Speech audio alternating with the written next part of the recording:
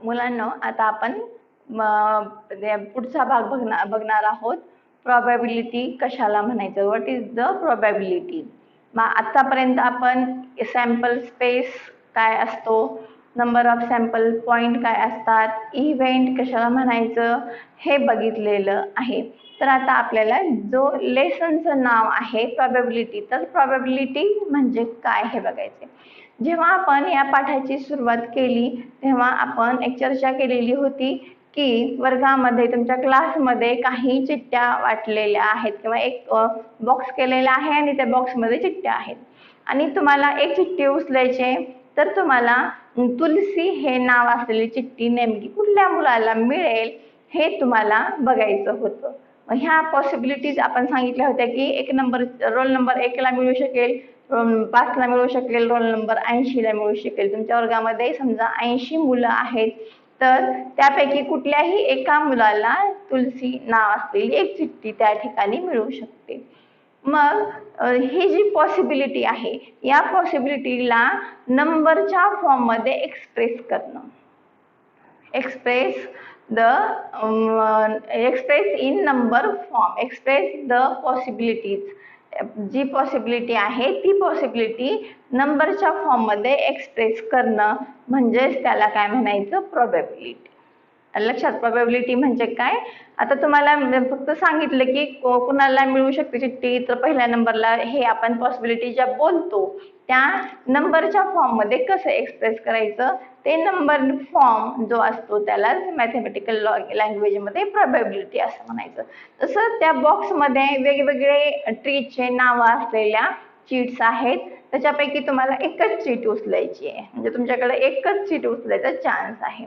मग ते चीट कुणाला मिळू शकेल, तर मग ती चीट समजा एकच चीट आहे आणि ती पहिल्या मुलाला मिळत असेल किंवा दुसऱ्याला मिळत असेल, कोणत्याही मुलाला ती चीट मिळणार असेल, तर ती तुम्हाला त्या एका मुलासाठी, पहिल्या मुलासाठी त्याची पॉसिबिलिटी काय असते, टोटल स्टुडंट्स किती आहेत तुमच्या क्लासमध्ये 80, तर 80 पैकी एक चिठ्ठी उचलायची आहे, एक चिठ्ठी उचलायची आहे म्हणजे 1/80. आपण काय लिहितो, एक मुलगा नाही सॉरी एक चीट आणि टोटल मुलं किती आहेत 80, 80 पैकी एक चीट आहे.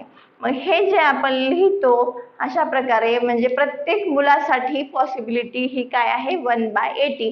मग तो रोल नंबर 1 असेल, रोल नंबर 15 असेल, रोल नंबर 25 असेल, रोल नंबर 36 असेल, 37 असेल किंवा 80 नंबरचा मुलगा असेल. पहिल्यांदा मी उचलली म्हणजे मला पहिल्यांदा ती सीट मिळणार आहे असं नाही, किंवा शेवटचा मुलगा सगळ्यात शेवटी उचलणार आहे म्हणजे त्याला ती मिळायची पॉसिबिलिटी कमी आहे असं नाही.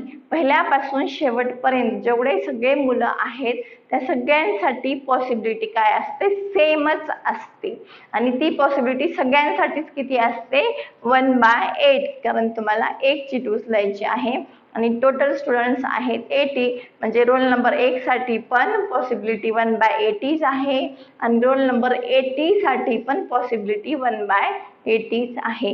हे जे आपण नंबर फॉर्म मध्ये एक्सप्रेस करतो त्यालाच म्हणायचं आपला जो एक्सपेक्टेड इव्हेंट आहे त्या इव्हेंटला नंबर फॉर्म मध्ये एक्सप्रेस करणे म्हणजेच ती काय आहे, प्रोबॅबिलिटी ऑफ ॲन इव्हेंट, त्या इव्हेंटची प्रोबॅबिलिटी. आणि लक्षात, प्रोबॅबिलिटी कशाला म्हणायचं, प्रोबॅबिलिटी काढण्यासाठी फॉर्म्युला आहे. ही इव्हेंट ए असेल तर प्रोबॅबिलिटी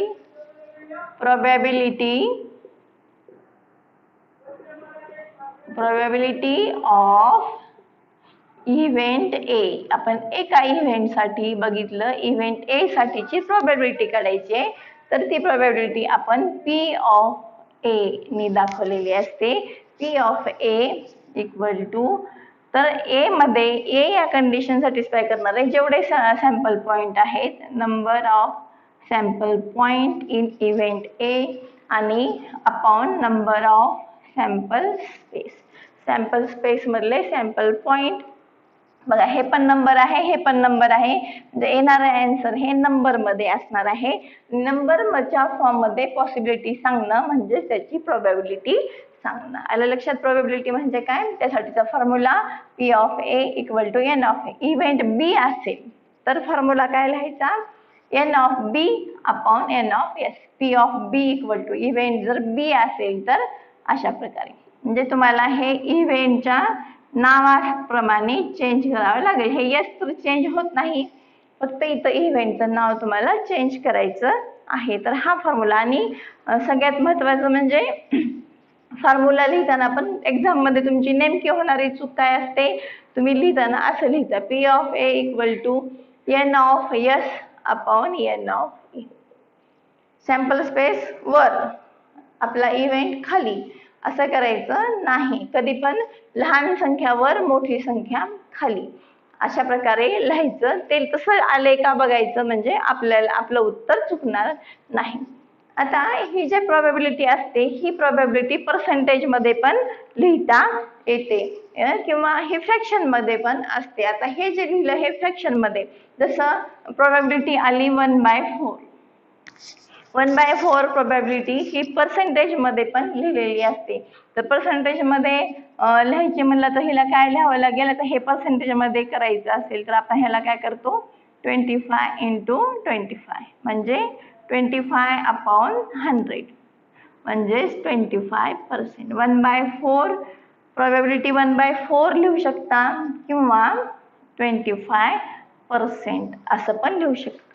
प्रोबॅबिलिटी ही नेहमी पी ऑफ ए हा नेहमी लेस दॅन, ग्रेटर दॅन और इक्वल टू 0, 0 किंवा 0 पेक्षा मोठा. 0 पण असू शकते प्रोबॅबिलिटी किंवा 0 पेक्षा मोठी पण असू शकते, आणि 1 पण असू शकते, आणि 1 पेक्षा लहान पण असू शकते. म्हणजे प्रोबॅबिलिटी ही नेहमी 0 to 1 या दोन्हीच्या मध्येच असते.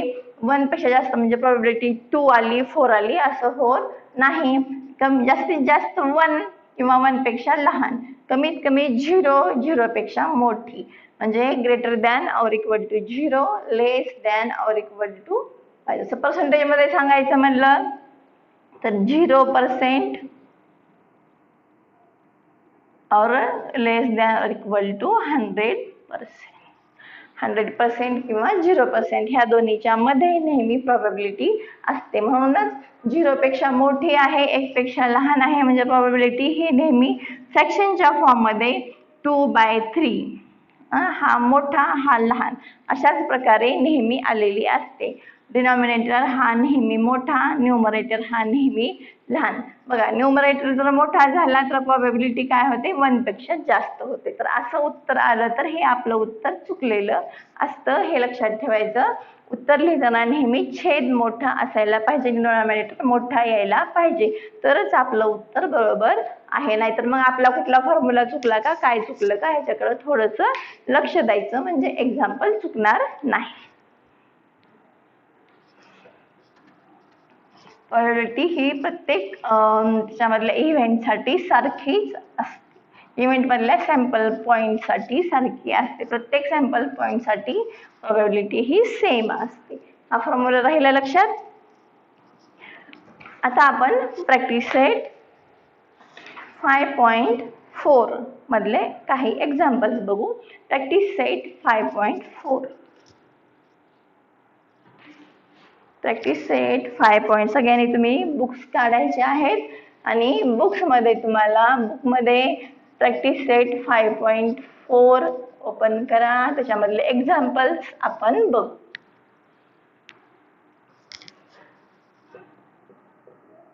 Practice set 5.4. त्याच्यामधलं क्वेश्चन नंबर 1 आहे, 2 coins are tossed. Find probability of following events. आता इथं फाइंड प्रोबॅबिलिटी, मागच्या जे एक्सरसाइज आहे ते तुम्हाला फक्त एन ऑफ एस लिहा, एन ऑफ ए लिहा असं होतं. इथं आपल्याला प्रोबॅबिलिटी काढायची आहे. प्रोबॅबिलिटी काढताना तुम्हाला सॅम्पल स्पेस लिहिणं कंपल्सरी आहे, एन ऑफ एस लिहिणं कंपल्सरी आहे. त्यानंतर जो इव्हेंट दिलेला आहे त्या इव्हेंटचे नंबर म्हणजे एन ऑफ ए लिहिणं कंपल्सरी आहे, आणि त्यानंतर हा फॉर्म्युला लिहिणं कंपल्सरी आहे, आणि ह्या फॉर्म्युल्यामध्ये व्हॅल्यू ठेवून शेवटी प्रोबॅबिलिटी काढणं कंपल्सरी. म्हणजे प्रोबॅबिलिटी येईपर्यंत तुम्हाला मागं आपण जे शिकलेले आहोत ते सगळंच तुम्हाला करावं लागतं पी ऑफ ए काढायसाठी. पी ऑफ ए काढण्यासाठी तुम्हाला एन ऑफ ए पण माहित पाहिजे, एन ऑफ एस पण माहित पाहिजे. म्हणजे हे सगळं सोडून शेवटी तुम्हाला पी ऑफ ए काढायचं आहे. मग इथं सांगितलंय इफ 2 कॉइन्स आर टॉस्ड. मी आता इथं क्वेश्चन लिहित नाही, क्वेश्चन तुम्ही बघायचंय बुक मध्ये. इथं लिहिते मी 2 coins are tossed. 2 coins are tossed. 2 coin toss केलेले आहेत. मग सगळ्यात पहिलं काम आपल्याला काय करायचंय, सॅम्पल स्पेस लिहायचंय. मग आपण पहिल्यांदा लिहू sample space. Therefore sample space 2 coin toss झाले. 2 कॉइन म्हणजे H H, head head, head tail, tail head आणि tail tail. N of S किती आहे, 4. सॅम्पल पॉइंट आहेत 4. आता पहिलं तुम्हाला सांगितलेलं आहे number 1 getting at least 1 head. At least 1 head getting.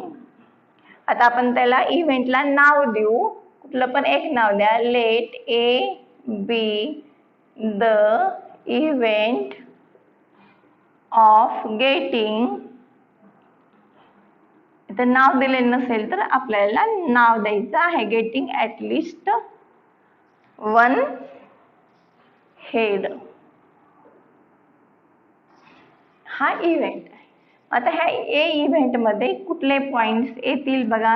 Getting at least 1 head. आता हे तुम्हाला मी नेहमी समजून सांगितलेलं आहे. ॲट लिस्ट म्हणजे कमीत कमी एक हेड पाहिजे. मग इथं एक हेड आहे का, आहे, म्हणजे हा येईल. इथं एक हेड आहे का, आहे. इथं एक हेड आहे का, आहे. एक हेड असलेले सगळेच. मग एक पेक्षा जास्त किती आहेत ते बघायचं नाही, एक हेड असायला पाहिजे. मग इथं 3 आले पॉइंट. इथे एक पण हेड नाही म्हणून ह्याला नाही घ्यायचं. तर मग इथं एन ऑफ ए 3 आलं. आता हे एन ऑफ ए इथपर्यंत आपल्याला मागच्या एक्सरसाइज मध्ये झालेलं आहे. आता आपल्याला काढायची प्रोबॅबिलिटी. मग प्रोबॅबिलिटीसाठी फॉर्म्युला लिहायचं. Therefore P of A equal to N of A upon N of S. N of A 3 आणि एन ऑफ एस 4. प्रोबॅबिलिटी किती आली, 3/4. Probability of this event is 3/4. 4 मोठा आहे, डिनॉमिनेटर मध्ये आला. 3 लहान आहे, न्यूमरेटर मध्ये आला. हे बघायचं ही व्हॅल्यू 1 पेक्षा लहान आहे का, तर आपला आन्सर बरोबर असतो. आता पुढे आहे नंबर 2 गेटिंग नो हेड. आता पुढच्या ह्याला आपण बी नाव देऊ. हे लिहून घेतलं सगळ्यांनी, इथपर्यंतचा भाग लिहून घ्या. आता पुढे आपण बी दुसरा इव्हेंट बघू. दुसरा इव्हेंट काय आहे, आता आपण त्याला बी नाव देऊ. Let B be the event. काय सांगितलंय, getting no head of getting no head. एक पण हेड नको. आता एक पण हेड नको, एक पण डोकं नको. मग काय होईल, getting no head. No head असलेलं कोण आहे बाबा, टी. टी दोन्ही टेल आहे त्याच्याकडे. मग एन ऑफ बी किती आलं, 1 आलं. एन ऑफ बी काढलं की परत तुम्हाला काय काढायचंय, P of B. P of B equal to N of B upon N of S equal to P of B किती येईल, मग एन ऑफ बी 1 आहे, एन ऑफ एस 4 आहे, म्हणजे 1/4. म्हणजे प्रोबॅबिलिटी ऑफ इव्हेंट बी आलेला आहे 1/4. मग खाली उत्तर लिहायचं. देअरफॉर पी ऑफ ए 3/4 आलं होतं आणि पी ऑफ बी 1/4 आलेलं आहे. सॅम्पल स्पेस आहे तो डिनॉमिनेटर मध्ये बहुतेकदा येतो. जर एखाद्या वेळेस भाग गेला तर मग ते चेंज होतं. आलं लक्षात. तर इथपर्यंत हे एक्झाम्पल तुम्हाला लिहायचे. आता आपण पुढचं एक्झाम्पल बघू. क्वेश्चन नंबर 2 बघूया यातला.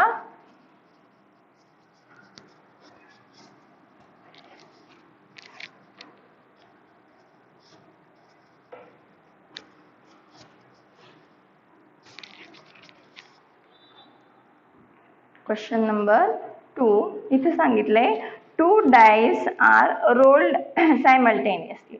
Find the probability of the following events.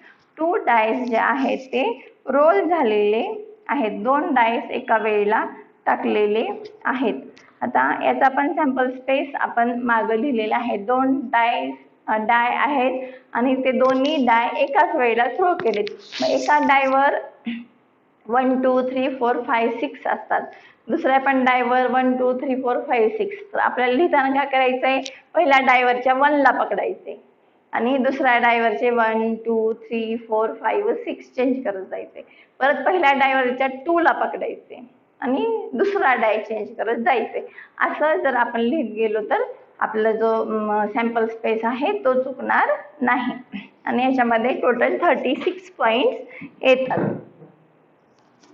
मग इथे मी लिहिते क्वेश्चन नंबर 2 साठी 2 dice are rolled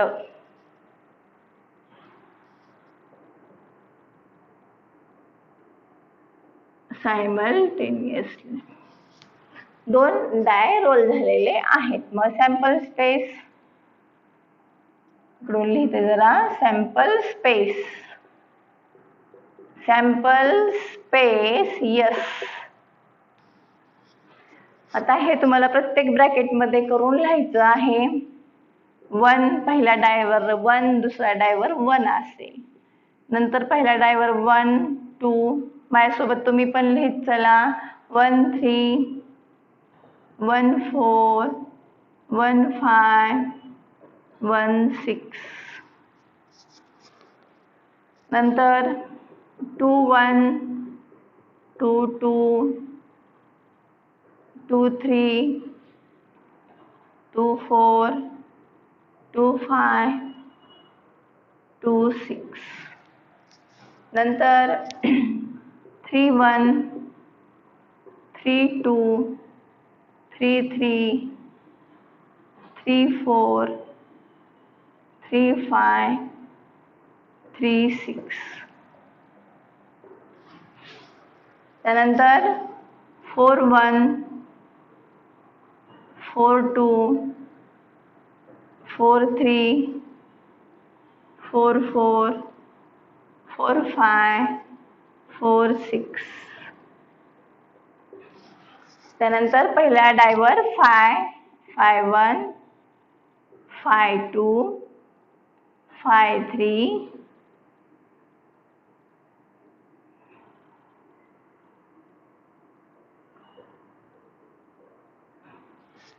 आणि नंतर पहिल्या डायवर 6 6 1 6 2 6 3 6 4 6 5 6 6. असे टोटल किती नंबर्स आलेले आहेत? 36. एन ऑफ इयर्स मिळालेला आहे 36. आता याच्यावरून तुम्हाला जो इव्हेंट दिलेला आहे त्या इव्हेंटची प्रोबॅबिलिटी काढायची आहे. इथे सांगितलंय the sum of digits on upper faces is at least 10. कमीत कमी 10 असायला पाहिजे. मग इव्हेंट ए, पहिल्यांदा इथे नंबर 1 टाकून event A is to get, काय सांगितलंय, सम ऑफ डिजिट्स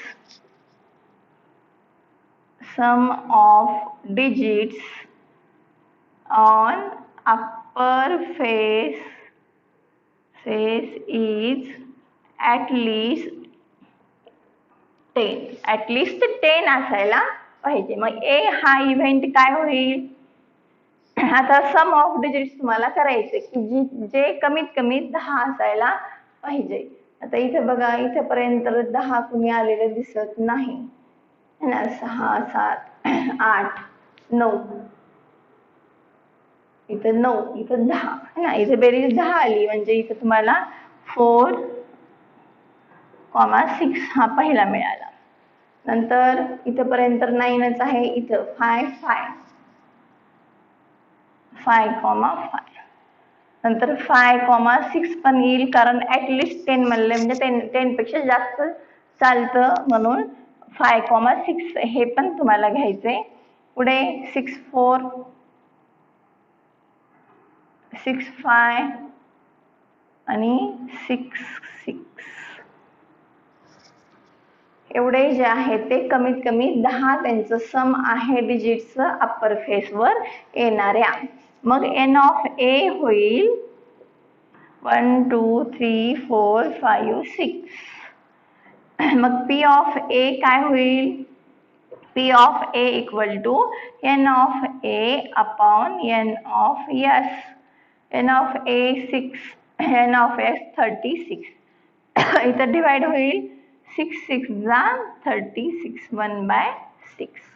लक्षात. तर अशा प्रकारे तुम्हाला प्रोबॅबिलिटी ऑफ a काय आलं 1/6 आलं हे आन्सर लिहायचं आहे. पुढे सांगितलंय the sum of digits on upper faces is the sum of the digits on upper faces is 33.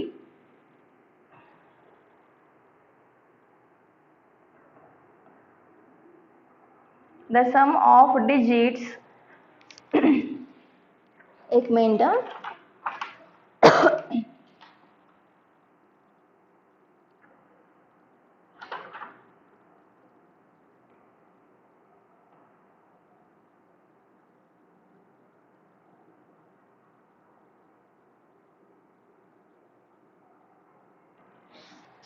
इथं सांगितलंय बरोबर आहे लिहिलेलं. मला वाटलं क्वेश्चन म्हणजे इथं काही चुकलाय. The sum of digits on upper faces is 33. इथे विचारले की असा कुठला म्हणजे असा इव्हेंट आहे की ज्याच्यामध्ये जो सम आहे अप्पर फेसवर येणारा तो सम किती आहे 33 आहे. तर मग काय होईल आपण ह्याला बी नाव देऊ. Let event B is to get sum of digits on upper face is 33. मग इथं आपल्याला बघायचंय की 33 ॲडिशन येणार असा कुठला याच्यामध्ये सॅम्पल पॉइंट आहे का. तर आपल्याला असं दिसतंय की मॅक्झिमम याचं सम किती आहे 6 + 6 12 आहे. म्हणजे 12 सम असणारा या ठिकाणी मॅक्झिमम आहे. म्हणजे इथं आपण लिहू here maximum sum of digits on upper faces is 12. Maximum किती आहे 12 आहे. 12 पेक्षा मोठा 33 पर्यंत येणार नाही म्हणून इथं आपण लिहू therefore n of b equal to 0. म्हणजे याच्या ठिकाणी कुठला पण हे असणार नाही नंबर असणार नाही म्हणजे या ठिकाणी 0 नंबर असेल म्हणून प्रोबॅबिलिटी काय होईल therefore probability of b equal to n of b upon n of s equal to 0 upon 36 equal to 0. म्हणजे या इव्हेंटची प्रोबॅबिलिटी 0 असणार आहे. मी तुम्हाला आता सांगितलं की प्रोबॅबिलिटी ही 0 असू शकते किंवा 0 पेक्षा मोठी, 1 असू शकते किंवा 1 पेक्षा लहान. तर या ठिकाणी प्रोबॅबिलिटी ऑफ इव्हेंट बी ही काय येणार आहे 0 येणार आहे. आता पुढे तुम्हाला सांगितलंय the digits on first die is greater than the digits on second die. जर पहिल्या डायवरचा जो डिजिट आहे first die is greater than the second die. Second डायवरच्या डिजिट पेक्षा मोठा असलेले असे कुठले आहेत.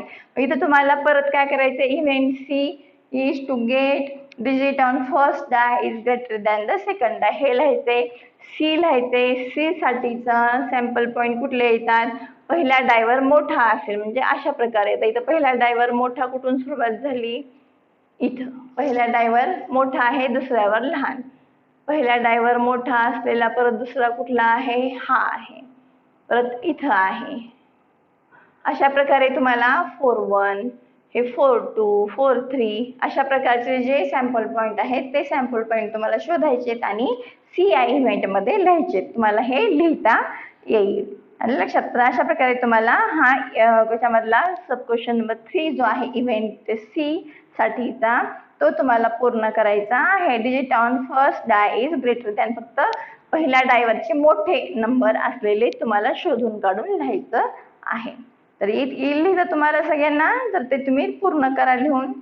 पुढचं एक्झाम्पल आहे 8 2 डिजिट नंबर्स.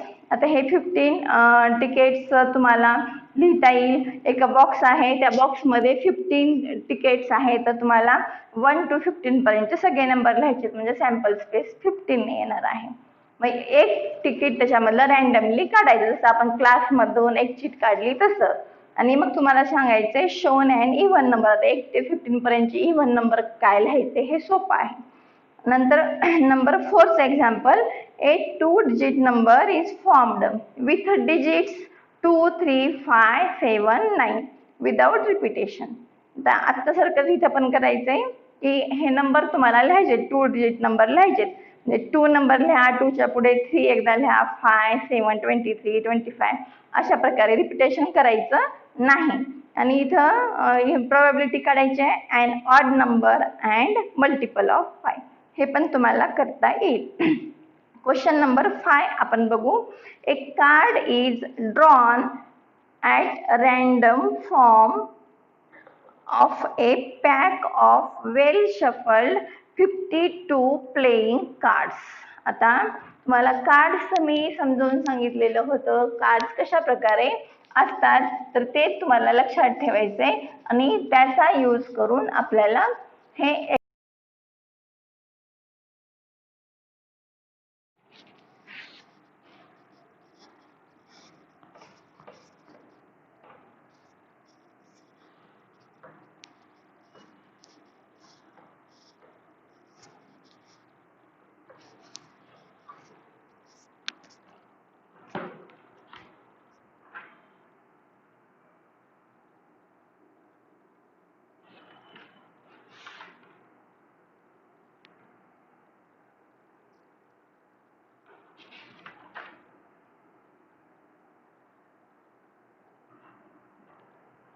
तर तुम्हाला लिहायचंय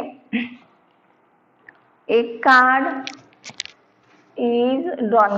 कितना नंबरचा क्वेश्चन आहे? Question number 5. हा क्वेश्चन नंबर 5 जो आहे त्यामध्ये तुम्हाला सांगितलंय की हा जो कार्ड आहे, कार्ड ड्रॉन केलेला आहे वेल शफल्ड पॅक मधला. तर कार्डचा जो एक पॅक असतो त्या पॅक मध्ये किती कार्ड्स असतात? 52 कार्ड्स असतात. म्हणून आपण पहिल्यांदा लिहू there are 52 cards in A pack. एका पॅक मध्ये 52 कार्ड्स असतात. मग n ऑफ s किती होईल? देअरफॉर n ऑफ s, कारण आपल्याला हे जे कार्ड्स काढायचे आहेत ते सगळे कार्ड्स एका पॅक मधून काढायचे. त्या पॅक मध्ये 52 म्हणजे एक बॉक्स, त्या बॉक्स मध्ये किती चिठ्ठ्या आहेत? 80. तशाच प्रकारे इथं एक पॅक आहे, त्या पॅक मध्ये 52 आहेत, म्हणजे त्या ठिकाणी सॅम्पल स्पेस झाला 52 कार्ड्स आहेत. पुढे सांगितलंय find the probability that card drawn is an ace. तुम्ही जे काढलं ते शफल केलेलं जे पॅक आहे त्या पॅक मधून एक कार्ड काढलं, 52 मधलं एक कार्ड तुम्ही काढलं, तर ते कार्ड एस असण्याची प्रोबॅबिलिटी किती आहे? मग पहिल्यांदा तुम्हाला त्याच्यामध्ये एस किती आहेत हे बघावं लागेल, बरोबर आहे? ते कार्ड मध्ये एस किती आहेत. मग पहिल्यांदा आपण इव्हेंट ए लिहू, त्याला नाव देऊ. Number 1 let event A is to get an ace card. आपल्याला एस कार्ड मिळायची प्रोबॅबिलिटी काढायची. आता एस कार्ड किती असतात हे बघायचे. मग तुम्हाला सांगितलं की 4 त्या ठिकाणी रेड आणि ब्लॅक अशा प्रकारे कार्ड्स असतात. 26 रेड कार्ड आहेत, 26 ब्लॅक कार्ड्स आहेत. रेड कार्ड मध्ये हार्ट, डायमंड 13 आहेत आणि ब्लॅक मध्ये क्लब आणि स्पेड हे पण 13 आहेत.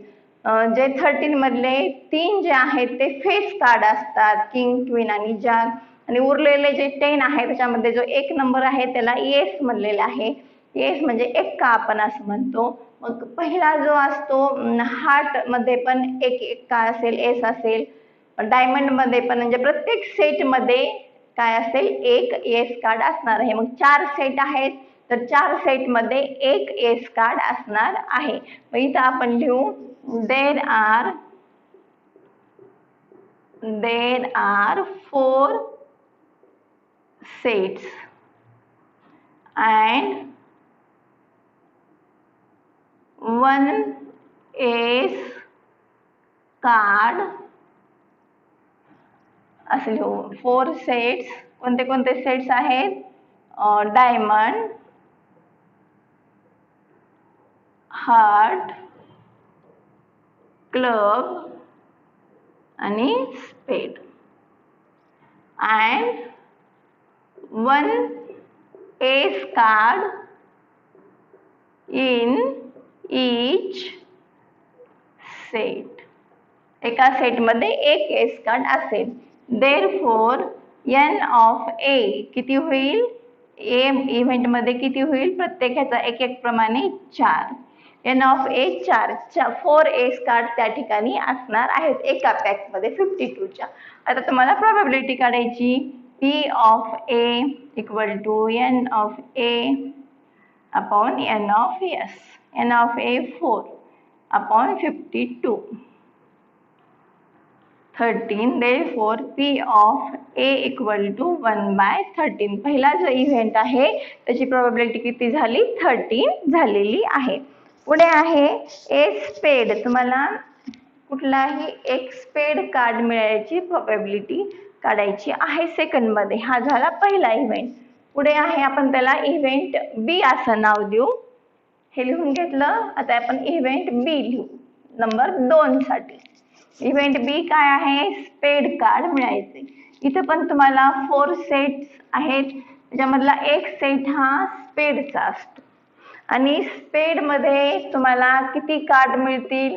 स्पेड मध्ये टोटल 13 कार्ड्स असतात. लेट आपण बी नाव देऊ. B the event to get spade card. आता स्पेड कार्ड इकडल्या सेट मध्ये स्पेड कार्डचे टोटल कार्ड किती आहेत? 13 कार्ड्स आहेत. म्हणून इथे आपण लिहू there are 13 spade cards किंवा 13 कार्ड्स इन सेट ऑफ स्पेड. हे असं लिहू शकता. हे 13 कार्ड्स आहेत. therefore n of b equal to आलं 13. therefore p of a equal to n of a upon n of s. n of a 13 sorry n of a नाही, n of b वर काही असंच माझं कसं चुकलं तसंच तुमचंही चुकू शकतं. म्हणून तुम्हाला सांगितलं जे सेटचं नाव आहे ते इथे लिहायचंय. p of b equal to n of b upon n of s. हे असं लक्षात आलं की त्याला चेंज करून टाका. 13 1 13 4 आलं. म्हणून p of b मिळालेला आहे 1/4. 1/4 ही दुसऱ्या इव्हेंटची प्रोबॅबिलिटी तुम्हाला मिळालेली आहे. तर अशा प्रकारे हा जो प्रॅक्टिस सेट 5.4 आहे हा 5.4 तुम्ही सॉल्व करू शकता. लक्षात. तर या ठिकाणी आपण आता हे प्रॉब्लेम सेट मधले काही एक्झाम्पल पुढच्या तासामध्ये घेऊ. याच लेसन मधले इथपर्यंतचे 5.4 पर्यंतचे सगळे एक्झाम्पल तुम्ही सॉल्व करून बघायचे आणि आपल्या आपल्या होमवर्कच्या वहीवर लिहून ठेवायचे आहेत. याचा पुढचा भाग आपण पुढच्या तासात बघू. धन्यवाद.